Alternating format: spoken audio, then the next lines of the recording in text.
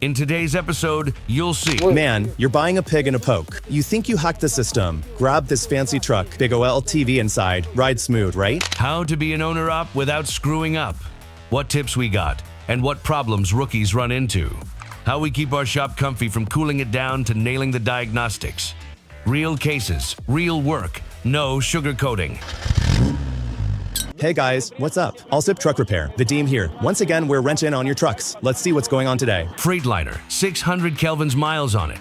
Suspension's falling apart. We start tearing it down, and right away you can tell some other shops swapped the kingpins, but man, they messed it up bad. Shims are adjustment washers.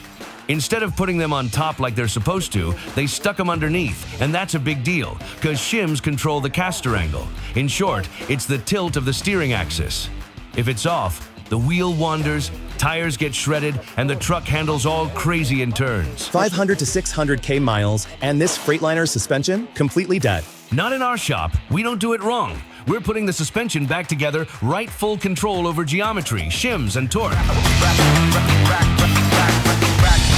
I've been a customer here several times already, and I've read the reviews, of course. They're really good. I've been coming here for a while, and it's not just Russian-speaking folks. Local Americans come too. I love this place, really appreciate the team. Quality work like this really shows. All right, Vadim, you know this company, you run it, seen it all, got plenty of hands-on experience. What's your advice for a trucker just starting out? Never buy a used truck. Lots of our clients do, and it always bites them. Just drive. Find a solid company and stick to driving. Don't think like, I'll just buy a truck and everything's gonna be fine.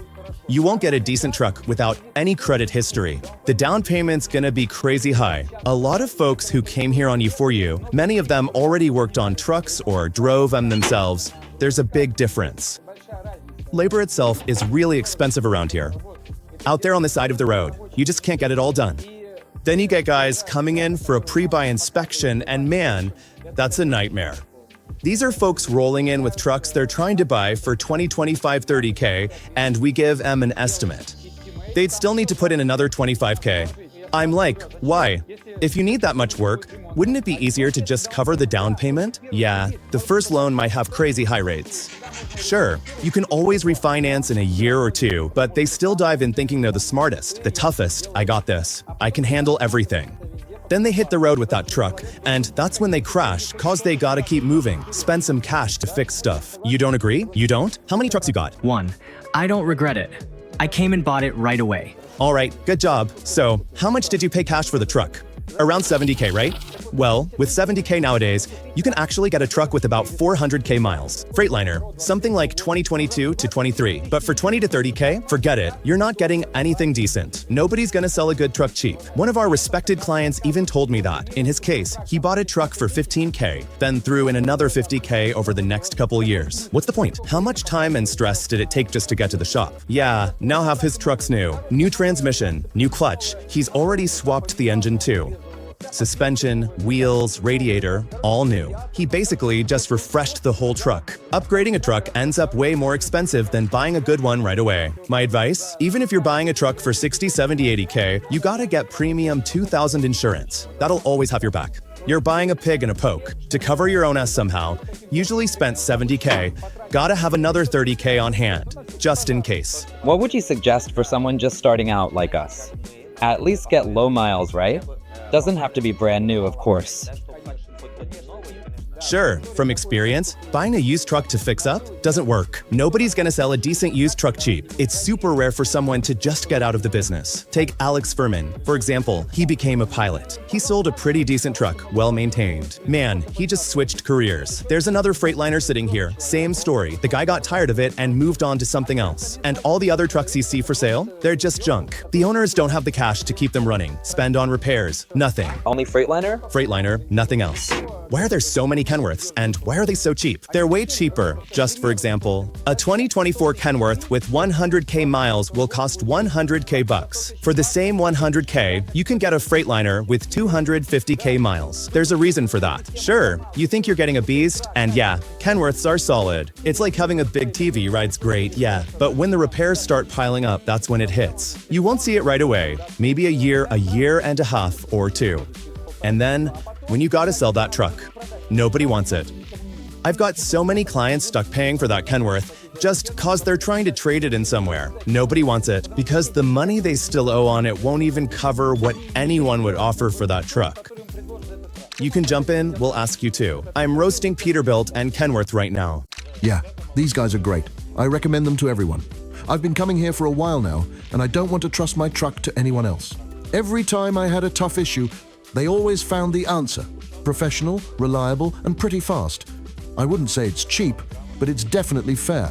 They won me over with a cap and a cup of coffee. Cover that up, or they'll say it's paid again. These guys are solid. I love these guys. They work solid, I trust them. Not super cheap, but worth it. These guys are awesome, an incredible team. Come on by, any problem gets fixed here. Friends, don't forget, you gotta do the carb test. If you're driving to California, there used to be ways to sneak around it and get that certificate, pass the test. Now they've done it smart, so we're gonna have even more work in the shop. So now, with a check engine light, you won't get into California, you'll have to get it fixed. Volvo came into the shop, got 4 error codes on it. Diagnostics showed the inlet knock sensor was bad, the differential pressure sensor failed, and there were issues with the thermostat. We fixed 3 issues on the spot. The 4th one, the fuel pressure sensor, is still under observation. The client needed to hit the road, but will continue as soon as he's back. So here's the spot. They really love this little bolt. Tighten it all the way to the radiator, because they're using an impact gun. We'll go all out to try and make sure the check engine light doesn't pop back on in a day or 2. At least let it stay off today. 5 days, 5 whole days. All under control. We work the right way, proper and by the book. They really clicked it in tight, huh? Why even bother closing it? And he installed it dry. Pinch the rubber, that's it.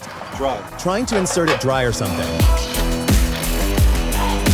The guys who replaced it didn't even snap it in. The pressure control valve is located on the fuel rail. So on this generation of Volvos, they admitted this part's junk and needs to go. They put in a bypass so you don't have to replace the sensor. If it's installed here, the problems with it, and it takes a while, costs around $1,300 to $1,400, and it takes a really long time. Gotta remove this valve cover and program it here.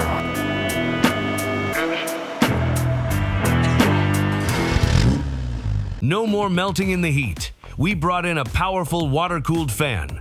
Less dust, less noise, more fresh air. We do everything to make it easy for our crew to work in the shop and comfortable for our clients. So let's see how well all of this is working. For that, we definitely have a thermal imager. I went a little overboard with the size, but it'll be just right for the new shop because it's got 5.5 square feet. And here we've got about 4,000. The main advantage of this topic is that every shop engineer knows it's really dusty. This thing will definitely collect dust and cool things down too. According to all the technical data, it can bring the temperature down to 18 degrees. The technology is pretty simple. Water runs through a special radiator, and the hot air coming in from the shop passes through this grill, gets cooled, and that's it. I don't know. We'll see how long it takes to cool down our whole space. Maybe it'll take an hour or 2. The main thing is, now we can close the gates, because there's something regenerating on the street. It's very noisy, and there's always dust blowing in from the street. As always, I only buy the best equipment, the kind that will work for a really long time and deliver great quality. And it'll save a ton of money in the future. You can tell right away, whoever's cold isn't working hard enough. We don't just fix trucks, we create the right conditions.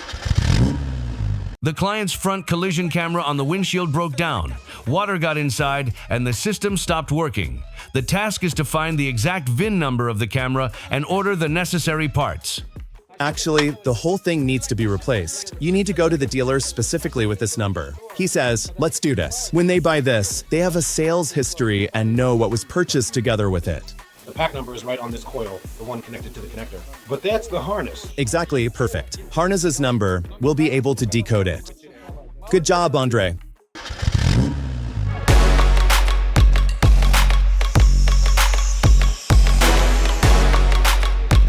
Oh, guys, it's just some leftover from the liner. Now, let's take a look at what's going on here. All this here is just metal shavings from the liner. There are still little pieces, just pieces. Exactly the same, here they are, pieces of the liner.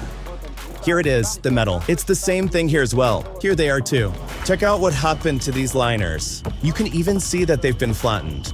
See the shape? The worst part is the connecting rod is damaged too.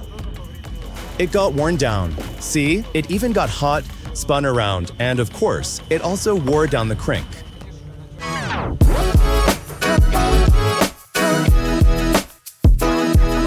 Every day in the shop brings new challenges, new breakdowns, and every day we solve them for you, straight to the point and with a guarantee. But today is a special day. Pasha, happy birthday to you. You're part of the heart of our shop.